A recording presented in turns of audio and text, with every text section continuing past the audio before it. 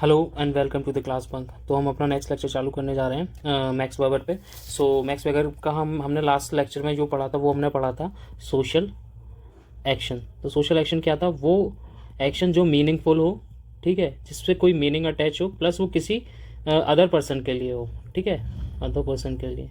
मतलब सामाजिक एक्शन, सामाजिक क्रिया वो है कि जो जिसमें कोई एक मतलब निहित हो और साथ ही साथ वो किसी अदर व्यक्ति के लिए हो, ठीक है। तो ये सोशल एक्शन था। अब इसमें मैक्स वेबर ने हमेशा एम्फेसाइज करा है कि आप जो भी कोई सोशल एक्शन हो रहा है समाज में, उसके जो भी एक्शन है उससे आप मीनिंग जो अटैच है वो आप समझो, ठीक है, वो क्यों हो रहा है और किस लिए हो रहा है। तो इसी में आगे बढ़ते हुए देखते हैं कि मैक्स वेबर ने जो रेगुलरिटीज़ हैं उन पर क्या विचार है। मतलब मैक्स वेबर का दृष्टिकोण बनाम अन्य विचारक, ठीक है। तो ये क्या है? तो इसका मतलब ये है कि जो रेगुलरिटीज़ है ना समाज में, ठीक है, जो नियमितताएं हैं, ठीक है, जो नियमितताएं हैं वो इस तरीके के पैटर्न्स हैं जो कि बार बार हो रहे हैं, रिपीटेड हो रहे हैं। फॉर एग्जांपल के तौर पे मैं लूँ कि स्कूल जाना बच्चों का, ठीक है, वो रेगुलर हो रहा है। तो यहाँ पे देखो दो केसेस आते हैं। स्कूल्स अगर कोई जा रहा है, ये कोई एक्शन हो रहा है, ठीक है, ये कोई सोशल एक्शन है हमारा। अब ये जो सोशल एक्शन है वो हमारा रेगुलरली रिपीट हो रहा है, ठीक है। तो अब इसको जो मैक्स वेबर और डर्कहाइम है वो अलग अलग तरीके से देखते हैं, ठीक है। अब जो डर्कहाइम कहते हैं वो ये कहते हैं कि ये जो एक्शन हो रहा है ये ना सोसाइटी प्रेशर डाल रही है, सोसाइटी एम्फेसाइज कर रही है कि सोशल, वन सेकेंड, हाँ, सोसाइटी एम्फेसाइज कर रही है कि जो है आपको स्कूल जाना चाहिए, स्कूल जाना ज़रूरी है। मतलब ये एक सोशल फैक्ट है। क्या है? Social fact. But max weber ये नहीं कहते। मैक्स वेबर कहते हैं कि ये जो रिपीटेड टास्क हो रहा है वो इसलिए हो रहा है क्योंकि कोई एक्सटर्नल फोर्स नहीं है। वो इसलिए हो रहा है कि लोगों ने चूज़ करा है कि वो ऐसा करें, ठीक है, स्कूल जाएं। वो उन्होंने चूज़ करा है, ना कि कोई सोशल फैक्ट है। तो इसको अगर मैं कहूँ कि एक्शन है वो कि जो पीपल चाह रहे हैं करना, समाज प्रेशर नहीं डाल रहे हैं, बट वो उनको रेगुलराइज करने के लिए उस, ठीक है, वो इसलिए कर रहे हैं। तो जो वेबर कहते हैं वो यही एक्शन को पढ़ते हैं कि भाई लोग जो है स्कूल क्यों जा रहे हैं, ठीक है, वाई दे आर गोइंग। तो उससे जो मीनिंग अटैच है वो जो है मैक्स वेबर पढ़ने की कोशिश करते हैं, ठीक है, उसका पर्पस क्या है जाने का। तो मैक्स वेबर इस पे फोकस करते हैं। तो बस यहीं पे ये लिखा है कि Weber acknowledge the existent of regularities in society but unlike Durkheim he argued that these regularity exist in the mid minds of the individual, ठीक है, not an external social fact. Max Weber यही कह रहे हैं कि ये जो school जाना जो है बार बार ये ना, या सोशल एक्शन जो है वो क्या है, इंसान के दिमाग में ही निहित है, इंसान के दिमाग में मौजूद है, ना कि ये एक सोशल फैक्ट है जो कि डर्कहाइम ने कहा था। अब ये जो रेगुलरिटीज़ हैं, ये जो बार बार एक्शंस क्रिएट हो रहे हैं, सोशल एक्शन जो लोग कर रहे हैं उनका मीनिंग सर्टेन एक्शन है और वो एक सब्जेक्टिव उसका इंटरप्रिटेशन होता है, ना कि आप एक सोशल उसको फैक्ट बना दो। मतलब क्या है, लेकिन उन्होंने कहा कि जो नियमितता है, रेगुलरिटीज़ है, व्यक्तियों के मन में मौजूद होती हैं, ना कि बाहरी समाज में। मतलब कोई सोशल फैक्टर नहीं है। यह नियमितताएं अर्थपूर्ण सामाजिक क्रियाओं के रूप में प्रकट होती हैं। मतलब एक सर्टेन एक मीनिंग अटैच होता है। अब रेगुलर स्कूल जाना क्या होता है? रेगुलर स्कूल जाना ये हुआ कि लोग का बिहेवियर में चेंजेस आता है, वो एजुकेटेड बनते हैं, तो एक सर्टेन सोशल एक्शन हो रहा है। तो आपको समझ में आया होगा कि डर्कहाइम का इसमें क्या क्या कहते थे और वेबर क्या कहते थे। तो ऐसे ही आपके एमसीक्यूज में पूछ लेते हैं, ठीक है, तो इसको आप याद रखना। फिर आगे बढ़ते हैं। अब वेबर का हमने सोशल एक्शन पढ़ लिया तो उनके कुछ क्रिटिसिज्म थे, उनकी कुछ आलोचनाएं थी, वो यहाँ लिखी हुई हैं। मैं एक दो आलोचनाएं आपको बता देता हूँ इस तरीके से कि आप भूलोगे नहीं। वेबर ने यद्यपि मानसिक प्रक्रियाओं, मेंटल प्रोसेस को अध्ययन पर बल दिया, परंतु वास्तव में उन्होंने इस पर बहुत कम ध्यान दिया है। मतलब कहने का मतलब ये है कि उनको कंसर्न मेंटल प्रोसेस पे तो बहुत ज़्यादा था कि भाई लोगों ने सोचा, लोग क्या सोच रहे हैं, क्यों हो रहा है, बट उसका उन्होंने एनालाइज बिल्कुल भी नहीं किया। फिर सेकंड इनका जो क्रिटिसिज्म है, जो आलोचना है, वो ये है कि इंडिविजुअल जो मीनिंग है, बट उनने सोशल स्ट्रक्चर को बहुत ज़्यादा इग्नोर करा है। किसको? सोशल स्ट्रक्चर को उन्होंने इग्नोर करा है, सामाजिक संरचनाओं को उन्होंने इग्नोर करा है। इंडिविजुअल को तो पढ़ा है बट सामाजिक को, संरचनाओं को छोड़ा है। फिर उनका जो ऑब्जेक्टिविटी का दावा था वो बिल्कुल मतलब कहीं ना कहीं सही बैठता ही नहीं है, जो उन्होंने वर्सिटीन या आइडियल टाइप में बताया, ठीक है, वो कहीं ना कहीं उनका प्रॉपर बैठता नहीं है, वो काफ़ी सब्जेक्टिव है। तो वो उसका ऑब्जेक्टिव बहुत, ऑब्जेक्टिविटी उसके अंदर जो है काफ़ी कम है।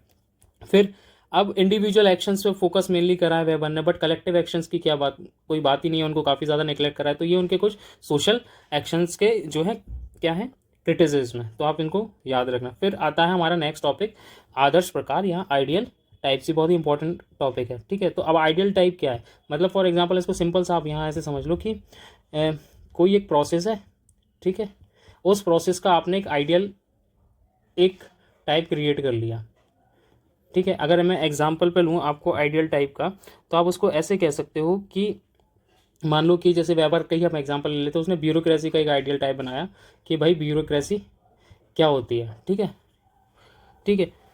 अब जो वो ब्यूरोक्रेसी है, ठीक है, उसको उसने आइडियल टाइप के एक प्रॉपर बना लिया कि भाई हाँ ब्यूरोक्रेसी में ये होता है, रूल्स होंगे, रेगुलेशंस होंगे, इसमें ये सारी चीज़ें एक्स वाई जेड पूरी इंप्लीमेंट कर दी। ठीक है, इस तरीके से प्रोसेस होगा, ऐसे ऐसे फॉलो होंगे, ऐसे सिटीजन सेंट्रिक चीज़ें हैं गवर्नेंस की करेंगे। तो ये क्या हो गया, एक प्रॉपर एक स्ट्रक्चर बना दिया।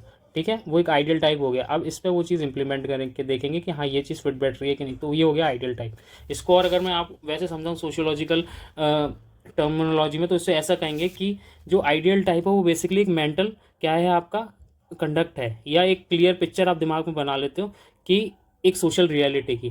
ठीक है, जैसे मानो कि कोई बच्चा, हाँ हमने स्कूल का एग्जांपल लिया, कोई बच्चा रोज रेगुलर स्कूल जा रहा है, वो क्या सीख रहा है, कैसे होगा, क्या प्रोसेस होगा, तो इसका भी हमने आइडियल टाइप बना लिया। ठीक है, अब बेसिकली इनका ऑब्जेक्टिव क्या था आइडियल टाइप बनाने का, इनका ऑब्जेक्टिव जो था आइडियल टाइप बनाने का वो ये था कि भाई आप बिना किसी जो सोशोलॉजिकल थिंकर है, बिना किसी उससे अटैच होके एक जो उनके जो एक्शंस इंडिविजुअल के वो आप पढ़ सको। ठीक है, ताकि रियल लाइफ सिनेरियोस में ऑब्जेक्टिविटी रहे कि हाँ ये प्रोसेस होता है, ऐसे ऐसे होता है, ये इसका आइडियल टाइप है। ठीक है, इससे आपका कोई भी जो सोशियोलॉजिकल थिंकर होगा उसका जो है इससे क्या नहीं होगा, अटैच नहीं होगा थ्योरेटिकल कॉन्सेप्ट्स फाइनली बिल्ड करने में। ठीक है, अब इसका हम बैकग्राउंड की बात करें, पृष्ठभूमि और उद्देश्य की बात करें, तो Max Weber believe that the task of socialist to create conceptual tool that helps understand and analyse social actions. मतलब क्या करना है, सोशल जो रियलिटी है ना, सोशल रियलिटी को आप क्या करोगे, आप basically you have to understand and analyse, इन दोनों को एनालाइज करना है। अब ये तो सोशोलॉजी का क्या हो गया, ऑब्जेक्टिव हो गया कि भाई आप इस तरीके से कॉन्सेप्चुअल टूल से पढ़ोगे वन ऑफ द कॉन्सेप्ट, और इसी कॉन्सेप्चुअल टूल को, इसी चीज़ को मतलब करने के लिए उन्होंने क्या दिया, आइडियल टाइप दिया। ठीक है, अब ये जो आइडियल टाइप है वो सोशोलॉजिस्ट को या हिस्टोरियंस को इंटरप्रिटेट करने में मदद करता है कि जो आपका सोशल फिनोमिना है आप उसको सिस्टमेटिकली पढ़ सको। ठीक है, आगे बढ़ते हैं कि वही चीज़ है कि मैक्स वेबर ने माना कि समाजशास्त्र का कार्य एक सैद्धांतिक उपकरण कॉन्सेप्चुअल टूल को तैयार करना जो सामाजिक यथार्थ सोशल रियलिटी को समझने और उसका विश्लेषण करने में मदद करता है। ठीक है, ऐसे ही एक उपकरण है आदर्श टाइप, तो इसी के लिए बेसिकली उन्होंने बनाना है, और ये बेसिकली जो समाजशास्त्री और इतिहासकार हैं उनको जटिल समस्याओं को समझने में बड़ी आसानी प्रदान करता है। तो अगर मैं आइडियल टाइप को समझाऊँ आपको, ठीक है, तो आइडियल टाइप बेसिकली जैसे कि मैंने आपको बताया कि ये एक मेंटल क्या है, कंस्ट्रक्ट है, मानसिक निर्माण है। ठीक है, जिसमें ये फोकस करते हैं कि सर्टेन की एस्पेक्ट्स ऑफ रियलिटी, कुछ भी रियलिटी को एक्सेप्ट करते हैं और उसका आइडियल टाइप बनाते हैं। अब ये जो है ना, ये रियल लाइफ में परफेक्टली इंप्लीमेंटेड नहीं है, बस एक थ्योरेटिकल आपको एक समझ दे देता है कि हाँ भाई एक ऐसा सिनेरियो होता है। तो यहाँ पे यही लिखा हुआ है, ये एक वास्तविक दुनिया के लिए पूर्ण रूप से मौजूद नहीं होता, बल्कि अध्ययन और तुलना के लिए एक सैद्धांतिक मानक थ्योरेटिकल यार्डस्टिक है। ठीक है, मतलब एक ये सैद्धांतिक मानक है कि भाई आपने एक आइडियल टाइप क्रिएट कर लिया। जैसे आप नहीं करते हो कि फॉर एग्जांपल आपको बिजनेस करना है, तो मानो कि आपको एक स्नैक्स की इंडस्ट्री खोलनी है, तो आपने क्या करा, उसमें सोचा कि हाँ भाई पहले मैं मशीन्स लेके आऊँगा, फिर उसमें ये प्रोसेस होगा, फिर प्रोडक्शन प्रोसेस होगा, ठीक है, फिर सेल परचेज होगा। ठीक है, अब उसके लिए फिर उससे पहले आप कैपिटल को, तो एक क्या आपने एक आइडियल टाइप बना लिया उसका, फिर क्या रियलिटी में जाते हो वो होता है नहीं, तेरा सर्टेन अप्स एंड डाउन्स होते हैं। ठीक है, बट एक आपको एक उसका आइडियल टाइप बन जाता है कि हाँ ये प्रोसेस एक फ्लो है। तो इसीलिए बस मैक्स वेबर ने ये चीज़ बताई है कि आप सोशल जो रियलिटी है, सोशल एक्शंस हैं, सोशल रियलिटी को आप पढ़ सकते हो। किसके किसके लिए ईजी हो जाएगा, जो सोशोलॉजिकल थिंकर से, समाजशास्त्री हैं, हिस्टोरिकन है, इतिहासकार से, तो वो क्या करते हैं, वो सोशल रियलिटी को पढ़ सकते हैं। आगे बढ़ते हैं। अब क्या है, कुछ नेचर्स हैं, या मैं फीचर्स की बात करूं किसके, आइडियल टाइप्स के, तो वो आपको पता होना ज़रूरी है। तो बेसिकली मैं आपको यहाँ समझा देता हूँ। पहला तो होता है एब्स्ट्रैक्ट। ठीक है, फिर होता है एब्स्ट्रैक्ट, मतलब होता है जो रियल नहीं होता, एक सर्टेन आपने आइडिया क्रिएट करा है। सिंप्लीफाइड, फिर कुछ आप एनालिसिस करोगे, एनालिटिकल टूल होगा जिससे आप एनालाइज करोगे। अब और तीसरी चौथी चीज़ ये है कि ये आइडियल नहीं होता, इट्स नॉट आइडियल, आइडियल नहीं होगा। ठीक है, इन मोरल सेंस, बस ये आपको बस एक नॉर्मल एक ओवरव्यू स्ट्रक्चर टाइप का प्रदान कर देगा। तो यहाँ पे वही चीज़ लिखी है कि नॉट परफेक्ट और आइडियल इन मोरल सेंस, ये एब्स्ट्रैक्ट है, एम्पेरिकल नहीं है, मतलब ये डायरेक्टली रियलिटी में नहीं करता, बट एक एनालिटिकल एग्जैगरेशन दे देता है, हाईलाइट कर देता है उसके एसेंशियल फीचर्स को।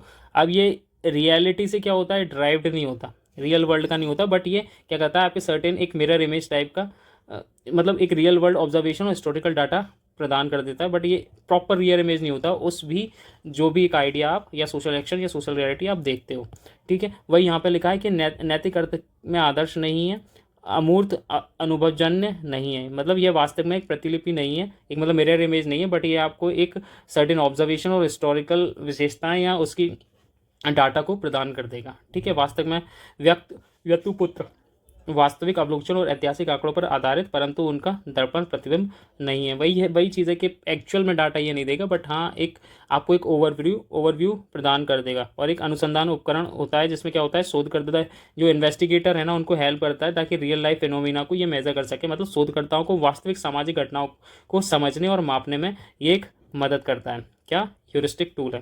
फिर ऑब्जेक्टिव मेथोडोलॉजी है कि सामाजिक क्रिया में अध्ययन में स्पष्टता और संरचना लाता है। तो मतलब आइडियल टाइप ये भी आपकी हेल्प करता है कि वो आपकी क्या है, वो it brings a structural and clarity to the study of social action.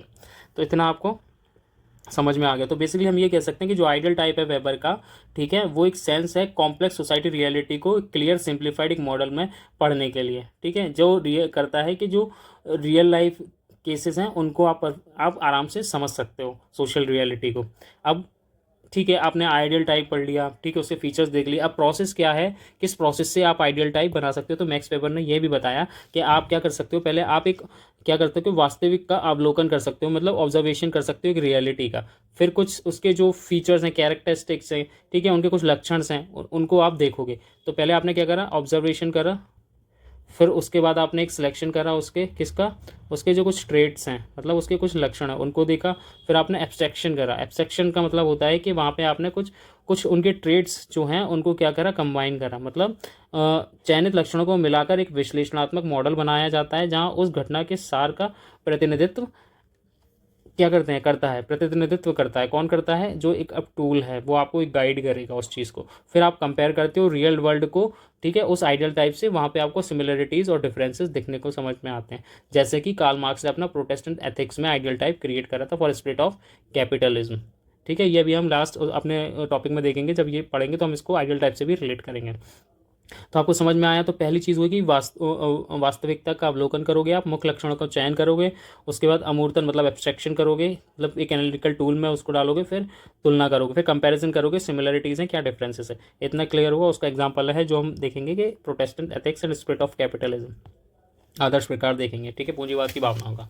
फिर टाइप्स ऑफ आइडियल टाइप। अब आइडियल टाइप के कितने टाइप्स होते हैं, तो टाइप्स इस प्रकार से होते हैं कि पहला तो हम देखेंगे हिस्टोरिकल पर्टिकुलेट्स। अब इसमें क्या होता है हिस्टोरिकल आइडियल टाइप में, इसमें होता है कि जैसे आप मानो कि एक स्पेसिफिक पीरियड या स्पेसिफिक इवेंट का, ठीक है, उस टाइम का हम आइडियल टाइप क्रिएट करते हैं। तो यहाँ पे ये लिखा based on specific historical events या इंस्टीट्यूशंस, तो उसका हम क्या करते हैं, आइडियल टाइप क्रिएट करते हैं।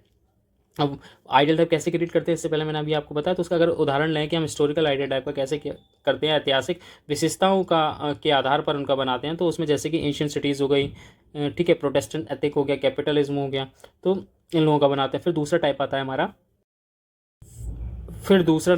है हमारा ideal type of abstract phenomena and social reality.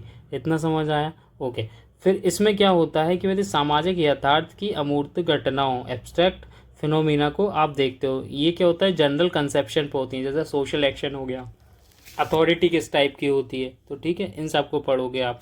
जैसे अथॉरिटी कौन कौन सी हो गई, ट्रेडिशनल हो गई जो पुरानी हो गई, ठीक है, उसी के आधार पे आप देखोगे लीगल रेशनल हो गई, कैरिस्मेटिक हो गई, ठीक है, ये हम आगे अभी पढ़ेंगे अथॉरिटी में। फिर ideal type of particular behaviour, किसी विशिष्ट व्यवहारों के आदर्श प्रकार आपको बनाना, आर्थिक या राजनीतिक व्यवहार को आप क्रिएट करोगे, ठीक है, तो इस पे आपका आइडियल टाइप हो गया। फिर हो गया आपका संरचनात्मक आदर्श प्रकार यानी स्ट्रक्चरल आइडियल टाइप, जहाँ पे क्या होता है कॉज एंड कॉन्सिक्वेंसेस को आप सोशल एक्शंस के दोनों को देखते हो, जैसे टाइप्स ऑफ डोमिनेंस, जैसे ट्रेडिशनल डोमिनेंस होता है या ब्यूरोक्रेसी का, या प्रभुत्व या नौकरशाही के प्रकार, तो ये क्या हो गई आपके आइडियल टाइप्स हो गए। तो पहला अगर मैं बात करूँ आपका ऐतिहासिक होता है यानी हिस्टोरिकल, ठीक है। दूसरा हो गया आपका एब्स्ट्रैक्ट फिनोमिना, जहाँ पे आप क्या करते हो सामाजिक यथार्थ की अमूर्त घटनाओं के बारे में आइडियल टाइप क्रिएट करते हो। फिर आपका तीसरा हो गया किसी पर्टिकुलर बिहेवियर पर। फिर हो गया आपका स्ट्रक्चरल आइडिया पर, ठीक है। तो ये आपके चार आइडियल टाइप्स हो गए। स्ट्रक्चरल हो गया कि मतलब किसी का कॉज एंड कॉन्सिक्वेंसेस आप किसी सोशल एक्शंस के देख रहे हो। फिर मिडिल ग्राउंड अप्रोच, अब जैसे मैक्स वेबर कहते थे भाई आपको ना तो बहुत ज़्यादा एक्सट्रीम जाना है, ठीक है, ना बहुत ज़्यादा नॉर्मल में रहना है, आपको क्या है बीच में रहना है। तो उन्होंने ऐसे ही बताया कि जो नोमोथेटिक होती है आइडियोग्राफिक, उनकी एक बैलेंस अप्रोच है, जिसमें क्या है कि नोमोथेटिक में हो गया आप बहुत ज़्यादा जनरल, ठीक है, और आइडियोग्राफिक बहुत ज़्यादा स्पेसिफिक, ये दोनों नहीं हो सकते। मतलब आप एकदम से बहुत ज़्यादा यूनिवर्सल, यस हाँ ओके, आप बहुत ज़्यादा यूनिवर्सल लॉस पे और फोकस नहीं कर सकते हो, या फिर focusing on unique individual events पे फोकस नहीं कर सकते हो, ठीक है। जैसे कि वेबर के सामान्य नियम न्यूमेथेटिक और विशिष्ट घटनाओं के बीच संतुलन स्थापित करने की कोशिश करते हैं, इसलिए आदर्श प्रकार ना बहुत सामान्य होने चाहिए ना बहुत विशिष्ट स्पेशल होनी चाहिए। मतलब इस टाइप से आइडिया टाइप आपको क्रिएट करनी चाहिए कि बहुत ज़्यादा वो ज़्यादा जेनरिक भी ना हो, बहुत ज़्यादा स्पेसिफिक भी ना हो, मतलब बीच का हो कि आप का जो भी आइडियल टाइप से आप रिलेट करो, या रियल लाइफ से, सोशल एक्शन से, या सोशल रियलिटी से आप उसको कंपेयर करो, ठीक है, उसकी सिमिलैरिटीज़ या डिफरेंसेस देखो, तो बहुत ज़्यादा डिफरेंसेस भी ना आए। अब जैसे उन्होंने जो मैक्स वेबर ने बात करी थी, वो इस पे बात करी थी कि भाई जो इस रिलीजन उन्होंने जब उन्हें पढ़ा कि किसी के फेथ के बारे में अगर मुझे पढ़ना है, तो मैं क्या करूँगा, बहुत ज़्यादा जनरल नहीं बनाऊँगा, लेकिन मैं इस तरीके से रखूँगा, बहुत ज़्यादा स्पेसिफिक नहीं लूँगा, मैं मिड लेवल रखूँगा। जैसे उन्होंने कैल्विनिज्म, मेथोडिज्म या पीटिज्म जब इनकी पढ़ाई करी थी या इनके बारे में रिसर्च करा था, तो उसका आइडियल टाइप जब क्रिएट करा था। इतना समझ में आया। अब कुछ फंक्शंस हैं आइडियल टाइप के, वो फंक्शंस क्या हैं? वो फंक्शंस ऐसे हैं कि भाई जैसे अगर आपने आइडियल टाइप करा तो किस चीज़ में हेल्प करेगा, वो आपकी मेजरिंग रॉड की तरह काम करेगा, मापने की घड़ी की उसमें करेगा। एक आपको रेडी रेफरेंस डाटा मिल जाएगा तत्काल संदर्भ में, ठीक है। फिर आपको कुछ कुछ ऐसे टूल्स होंगे जो आपको आउटकम में, रियल लाइफ में कम से कम वो उतना तो रिजेंबल करेंगे, उतने उसके आसपास तो रहेंगे, मिलते जुलते रहेंगे, ताकि उस परिणाम को भी आप समान मान सकते हो, ठीक है। कुछ प्रेडिक्टिव टूल हो गया। अब एनालिटिकल लिंकेज मिलेंगे, help connect multiple social phenomenas, ठीक है, विभिन्न सामाजिक घटनाओं के बीच संबंध स्थापित करने में सहायता भी करते हैं, जैसे कि वेबर के उदाहरण में Protestant ethics and spirit of Capitals में हमने देखेंगे आगे, ठीक है। तो ये आपको समझ में आया। तो ये इन चीज़ों में हेल्प करता है। किस में करेगा? एक तो आप मापन की घड़िया में करेगा, मतलब मेजरिंग रॉड्स में करेगा, मतलब रेडी रेफरेंस आपको डाटा प्रोवाइड करेगा तत्काल संदर्भ में, ठीक है। फिर प्रेडिक्टिव टूल, पूर्वानुमान उपकरण में हेल्प करेगा आपकी, ठीक है। फिर विश्लेषणात्मक संबंध, एनालिटिकल लिंकेज में भी आपकी हेल्प करेगा। इतना समझ में आया। अब ये उसके कुछ क्रिटिसिज्म है कि भाई आइडियल टाइप के क्या क्रिटिसिज्म होते हैं। तो स्पष्ट विधि का अभाव है, लैक ऑफ क्लियर मेथड्स हैं, ठीक है। बस आपने बना लिया, आपको समझ में नहीं आ रहा कि प्रॉपर तरीके से कैसे आइडियल टाइप क्रिएट करेंगे। It depends heavily on researchers description, वो डिपेंड करता है कि भाई जो हमारा जो सब्जेक्टिविटी है, सॉरी, हमारे जो शोधकर्ता है उसको पूरी तरह से उस पर निर्भर करते हैं या नहीं करते हैं। तो ये भी सारी चीज़ है, तो ये भी आपको देखनी पड़ेगी। फिर उसके बाद बात करते हैं सब्जेक्टिविटी की। भाई जो थिंकर है वो आइडियल टाइप बना रहा है, तो उसका सब्जेक्टिविटी भी तो डिपेंड करेगी ना, पर्सन टू पर्सन, या कहीं वो जो इन्वेस्टिगेटर है, ठीक है, कहीं ना कहीं उसमें पक्षपात तो नहीं है, तो वो डिपेंड करता है। तो इसके अकॉर्डिंग तो जो थिंकर होगा वो कहीं ना कहीं उसमें रिलेट कर ही लेगा, अपने उसके जो व्यूज़ होंगे वो रख ही लेगा, क्योंकि आइडियल टाइप क्रिएट कर रहा है। देन एक्सेसिव एब्स्ट्रैक्शन है, ideal type can do to abstract and may not accurately reflect complex social realities, मतलब अत्यधिक जो अमूर्तता है वो कभी कभी आदर्श प्रकार में इतने अमूर्त हो जाते हैं कि वे वास्तविक समाज में जटिलता को सही रूप से नहीं दर्शाते। तो ये भी बात सही है। फिर ये कई कलेक्टिव और अनइंटेंडेड आउटकम्स को जो है वो इग्नोर भी कर सकते हैं या नेगलेक्ट कर सकते हैं, जो हमारे जैसे कि रॉबर्ट मर्टन, आर मर्टन ने, लेटेंट और टेलकोट पार्सन ने एम्फेसाइज करा था। तो वो यही कहने का, weber focus on individual meaning ignores collective actions and unintended consequences. तो ये मैक्स वेबर ने, ये इनका क्रिटिसिज्म भी था, और इन्होंने क्या करा, इस चीज़ को इग्नोर भी करा है मैक्स वेबर ने। इतना समझ में आया। बस यही आइडियल टाइप है आपका। आइडियल टाइप बेसिकली हो गया कि आप किसी चीज़ का स्ट्रक्चर, ढांचा, मेंटल कंस्ट्रक्ट क्रिएट कर रहे हो कि भाई ये चीज़ ऐसे हो सकती है, और उसको थोड़ा एनालिटिकल टूल में डाल रहे हो, जैसे ह्यूमरमेटिक मैंने आपको बताया। तो इस तरीके से आप जब उसको करोगे तो आपको समझ में आएगा कि हाँ भाई ये आइडियल टाइप है। तो बस उसी का क्रिटिसिज्म दूसरे थिंकर ने आके दे दिया। तो आपको एक मोटी मोटी अंडरस्टैंडिंग रखनी है अपने हर टॉपिक के बारे में, सो आपकी चीज़ें क्लियर हो जाएंगी। अब हम नेक्स्ट जल्दी से अपने एक और देख लेते हैं, वेबर्स कंसेप्शन ऑफ अथॉरिटी। अब अथॉरिटी क्या है?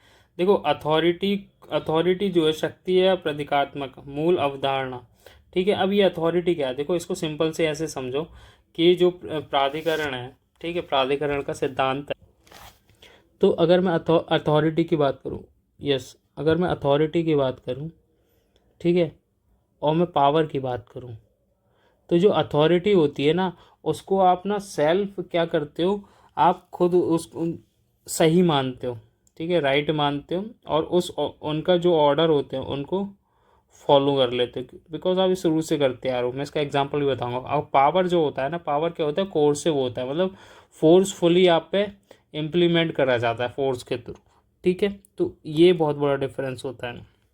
अब देखो वेबर ने क्या लिखा, Weber see both power and authority as a social phenomena arising in social relationship, ठीक है। तो वेबर ने क्या बोला, वेबर के अनुसार शक्ति और प्राधिकरण अथॉरिटी ये दोनों सामाजिक हैं और सामाजिक संबंधों में उत्पन्न होता है, ठीक है। अब वेबर ने जो पावर को डिफाइन करा वो ऐसे करा, the chance of a man और a number of man to realise their own will in a communication action even against the resistance of those participating in the communal actions. Power में involve coercion and does not require any legitimacy, मतलब power में ये क्या होता है, आप किसी के विल्स को फोर्सफुली अपना चेंज कर सकते हो, ठीक है, फोर्स से कोर्जन से चेंज कर सकते हो। इसमें कोई लेजिटिमेट पोजीशन की या पावर चीज़ की ज़रूरत नहीं, इसमें कोई वैधता नहीं होती, ठीक है। बट अथॉरिटी क्या है, अथॉरिटी एक लेजिटिमेटेड पावर है, वैध पावर है, जो आप रिकॉग्नाइज करते हो, एक्सेप्ट करते हो सोसाइटी के द्वारा, जो कि ट्रेडिशनल, रेशनल और अफेक्टिव पावर्स होती हैं। अब इस जो आपकी जो अथॉरिटी होगी ना, तो बेसिकली ये होगा कि वो आप अथॉरिटी को एक्सेप्ट कर लेते हो, सोसाइटी के द्वारा एक्सेप्ट कर ली जाती हैं, और वहाँ पे क्या होता है, आप विलफुली खुद से ही उसको क्या करते हो, फॉलो करने लगते हो। फॉर एग्जांपल मैं बात करूँ, जो आपका मैनेजर होगा, वो आपकी सीनियर पोजीशन पे, वो अगर आपको कोई कमांड देता है, ठीक है, तो आप वो उसे उसकी पावर जो है लेजिटमेट मारोगे, और वो आप उसके ऑर्डर्स को जो है क्या करोगे, फॉलो करोगे। वहीं कोई आदमी आपके पास बाहर से आता है, तो वो कहता है कि अगर XYZ जो भी काम करना है, आप उसे नहीं जानते हो, ठीक है, आप नहीं मना कर दोगे। But if he is powerful, अगर वो बहुत ज़्यादा पावरफुल है, ठीक है, तो वो आपसे कंपेल होके वो काम करा लेगा। तो व्हाट इट इज़ कि आपने उसने मैनिपुलेट करा आपको फोर्सफुली इस तरीके से इंक्लाइन करा कि आप उसके काम कर रहे हो। तो आपको ये अथॉरिटी और जो पावर है, ठीक है, ये दोनों जो प्राधिकरण है और शक्ति है, वो दोनों आपको समझ में आ गए होंगे, ठीक है। अब authority in Weber's ideal type concept और theoretical model for analysing distinct power and versus authority, power include coercion, authority is legitimate and socially sanctioned, ये मैं आपको पहले ही बता चुका हूँ। मतलब मुख्य बिंदु है कि शक्ति में ज़बरदस्ती शामिल हो सकती है और इसे समाज द्वारा वैध होने की आवश्यकता नहीं है, ठीक है। प्राधिकरण में आपको ये होता है कि ये एक प्रकार की वैध शक्ति है जिसे समाज मान्यता देता है। वैधता में परंपरागत, तर्कसंगतता यानी कानूनी, आकर्षण और करिश्माइक जो है कौन से होते हैं, ये आपकी अथॉरिटी होती है। ये 3 टाइप की। अब प्राधिकरण वेबर का आदर्श प्रकार आइडियल रहेगा विश्लेषण के लिए एक सैद्धांतिक मॉडल है, एक इन्होंने मॉडल है। शक्ति बना प्राधिकरण, शक्ति में ज़बरदस्ती हो सकती है, प्राधिकरण वैध और सामाजिक रूप से स्वीकार होता है, ये मैं आपको बता चुका हूँ। अब 3 टाइप के ऑफ आइडियल टाइप्स होते हैं जो हमने पढ़े थे। पहले होता है ट्रेडिशनल, दूसरा होता है लीगल रेशनल, तीसरा होता है आपका कैरिस्मेटिक। तो जो आपका पहला वाला होता है, प्राधिकरण के 3 प्रकार होते हैं। तो पारंपरिक प्राधिकरण, ट्रेडिशनल अथॉरिटी। तो ट्रेडिशनल अथॉरिटी वो अथॉरिटी होती है जो कस्टम, ट्रेडिशन या लॉन्ग इस्टेब्लिश प्रैक्टिस से चलती आ रही, यानी वह परंपरागत सामाजिक क्रियाएं से है, यानी विश्वास, रीति रिवाज और मूल्य पर आधारित होती है, ठीक है। इसमें क्या होता है, जैसे कि मानो कोई हेरिडिटरी मोनार्की चली आ रही, किंग, चीफ्स, ट्राइबल्स, इनके बेटे के बेटे चलते आ रहे हैं, उनकी आप मान रहे हो, तो वो क्या है, फ्यूडल्स हो गए, कास्टिज्म, ब्राह्मणिज्म हो गया, ठीक है। तो ये क्या हो रहा है, ये ट्रेडिशनली अथॉरिटी हम कि आप अथॉरिटी मानते चले आ रहे हो, मतलब ट्रेडिशनल सोशल एक्शन से, बिलीव, कस्टम्स और वैल्यूज़ के आधार पे। ये ट्रेडिशनल समझ में आया। अब आगे बढ़ते हैं। अब दूसरा होता है कैरिस्मेटिक अथॉरिटी। कैरिस्मेटिक अथॉरिटी होती है कि आप जो है उनको सोशली पर्सनैलिटीज़ होती हैं बहुत चार्मिंग होती हैं, जिनमें आप सोशल एक्शन से आप उनके जो काफ़ी ज़्यादा और अफेक्ट होते हो, ठीक है। जैसे कि महात्मा गांधी हो गए, वो जो कहते थे आप उनको फॉलो कर लेते थे, रिवोल्यूशनरी लीडर्स हैं आप उनकी जो मान लेते थे, तो वो क्या हो गई, कैरिस्मेटिक अथॉरिटी हो गई, आप उनको वैसे ही क्या करते हो, फॉलो करने लगते हो। जैसे नेता में व्यक्तिगत गुणों में संबंधित सामाजिक प्रतिक्रिया, भावनात्मक इफेक्टिव सोशल एक्शंस हो गए। उदाहरण के तौर पर महात्मा गांधी विशेषताएं, अनुयायी की मान्यता, आवश्यकता, क्रांतिकारी क्षमता, मौजूदा अवस्था में कुछ चुनौती दे सकता है, संकट के समय अधिक प्रभावी, संगठनात्मक सीमाएं। तो ठीक है, ये क्या है, लीगल रेशनल है, मतलब ट्रेडिशनल ट्रेडिशनल अथॉरिटी हो गई आपकी, ठीक है। फिर हो गई आपकी कैरिस्मेटिक, अब आती है लीगल रेशनल। अब लीगल रेशनल देखते हैं। लीगल रेशनल में बेसिकली क्या होता है, इसे हम जैक रैशनल सोशल एक्शंस भी कहते हैं, यानी कि कानूनी तार्किक प्राधिकरण, यानी अधिकृत तार्किक वैधानिक सिद्धांत और नियमों पर है। ब्यूरोक्रेसी सबसे शुद्ध रूप है इसका, आइडियल टाइप का। अब लीगल रेशनल बेसिकली ऐसा सिंपल से हम लोग, ये जो लीगल रेशनल होता है बेसिकली ये किस पे डिपेंड करता है, ये पहला करता है लॉज पे, कोई लॉज हो, रूल्स हो, ठीक है, या फिर कोई ऑफिशियल पोजीशन हो, ठीक है। तो इस चीज़ों पे क्या करता है, ये लीगल रेशनल अथॉरिटी जो है वो डिपेंड करती है। अब पीपल क्या करते हैं, ऑबे भी करते हैं इनको, सिस्टम को, ठीक है। पर्सन जो पीपल हैं ऑबे करते हैं, ठीक है। ये इसका एग्जांपल है। इसका एग्जांपल आप ले सकते हैं जैसे गवर्नमेंट अथॉरिटीज़ हो गई, पुलिस हो गए, पुलिस हो गई, जजेस हो गए, इनके क्या है, इनके पास अथॉरिटी है ना, इनके लॉज के थ्रू ही आपसे बात मनवाते हैं। तो ये क्या हो गया, लीगल रेशनल अथॉरिटी हो गई। कोई सर्टेन रूल्स होंगे वो आप फॉलो करोगे, ठीक है। ऐसे ही कहते हैं हम जैक रैशनल सोशल एक्शंस। ये फॉर्मल रूल्स होते हैं। क्या होते हैं, फॉर्मल रूल्स होते हैं। जैसे कि एग्जांपल के तौर पे ब्यूरोक्रेसी। अब इसकी कुछ इसकी विशेषताएं हैं। वो विशेषताएं क्या हैं, कैरेक्टरिस्टिक्स क्या है, ये स्ट्रक्चर हायरार्की में होते हैं, इनके क्लियर रूल्स एंड रेगुलेशंस होते हैं, ठीक है। निरपेक्ष संबंध होते हैं, कुशल और पूर्वानुमेय प्रशासन होते हैं, एफिशिएंट एंड प्रेडिक्टेबल एडमिनिस्ट्रेशन होता है इनका। तो आपको ये तीनों समझ में आ गए होंगे, traditional, charismatic and legal rational, ठीक है। अब आगे बढ़ते हैं।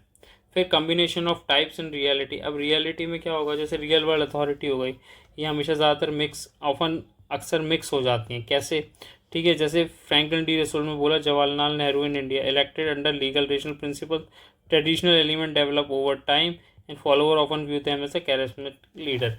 तो मतलब जैसे अगर मैं बात करूं कि लीगल मैंने पढ़ाया आपको, कैरिस्मेटिक पढ़ाया, लीगल रेशनल पढ़ाया, कैरिस्मेटिक पढ़ाया और मैंने आपको ट्रेडिशनल पढ़ाया, तो ये कई बार ना ये एक ही पर्सनैलिटी के अंदर तीनों दिखने लगते हैं। कैसे, जैसे इन्होंने रोजवेल्ट है, वैसे कि इन्होंने एग्जाम्पल दिया जवाहरलाल नेहरू का। अब ये क्या, लीगल रेशनल प्रिंसिपल से इलेक्टेड हुए, मतलब पीएम बन गए, ठीक है, लीगल रेशनल में। उसके बाद ये ट्रेडिशनल भी रहे, ओवर टाइम धीरे धीरे ट्रेडिशनल हो गए। फिर ये जो हो गए इनको फॉलो भी लोगों ने करा, ठीक है। तो एज ए कैरिस्मेटिक लीडर भी हो गए, क्योंकि इनके हिसाब से लोग चीज़ अपनी चीज़ें चेंज करने लगे। तो ये क्या है, एक इंडिविजुअल में बहुत सारे तीनों अथॉरिटीज़ भी देखने को मिल सकती हैं। ये भी मैक्स वेबर ने आगे बोला, डायनामिक नेचर हो सकता है, authority can be transformed over time, routinisation of charisma, traditionalisation of rationality, ठीक है। कैरिस्मेटिक लीडर में challenge traditional legal rational authorities. अब ये कैसे चैलेंज कर सकते हैं, मतलब संघर्ष, करिश्माई नेता अक्सर पारंपरिक या कानूनी तार्किक प्रतिनिधियों को चुनौती देते हैं, ठीक है। तो ये चीज़ आप मेरे को बताओगे कैसे देते हैं, अगर आपको ऊपर समझ में आया तो कमेंट सेक्शन में आप मेरे को बताना। फिर कुछ क्रिटिसिज्म है अथॉरिटी के, जो कि मैक्स वेबर के जो अथॉरिटी बताई थी उन्होंने कहा कि मिसमैच इन टाइप्स, मतलब प्रकारों में असंगता है। जैसे weber identified 4 social action but only 3 types of authorities, ठीक है। 4 इन्होंने क्या बताए, सोशल एक्शंस बताए, लेकिन अथॉरिटी तो सिर्फ 3 ही बताई, ठीक है। फिर ब्यूरोक्रेसी एंड पावर डिस्ट्रीब्यूशन। तो माइकल फुकॉल्ट कहते हैं कि पावर जो है diffuse throughout society but not concentrated in leaders और इंस्टीट्यूशन।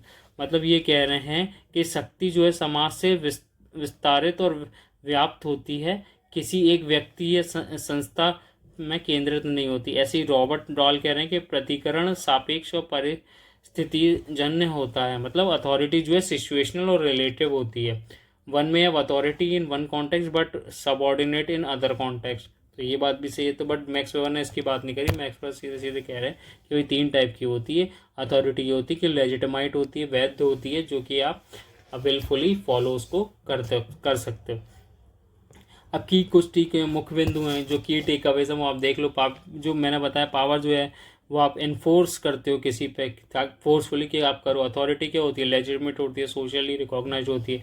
इन्होंने 3 आइडल टाइप दिए, कैरिस्मेटिक, ठीक है, पारंपरिक, करिश्माई, कानूनी तार्किक, traditional, charismatic and legal rational. Real life authorities होती हैं, जैसे often mix of type, charismatic, dynamic, मतलब काफ़ी मिक्स होकर पर्सनैलिटी, एक ही पर्सनैलिटी में तीनों अथॉरिटीज़ दिखती हैं। इनके लिमिटेशन है कि ये these ideal types are theoretical, real world situation में डिफर। तो ये भी एक बात है, इसकी लिमिटेशंस ये हैं, ठीक है। इसके बाद हम पढ़ेंगे मैक्स वेबर का ब्यूरोक्रेसी एंड फिर पढ़ेंगे Protestant ethics and spirit of capitalism, ठीक है। उसके बाद हमारा मैक्स वेबर कंप्लीट हो जाएगा और फिर हम क्लासिकल थिंकर से डन हो जाएंगे। Okay guys, so this is from our today's lecture.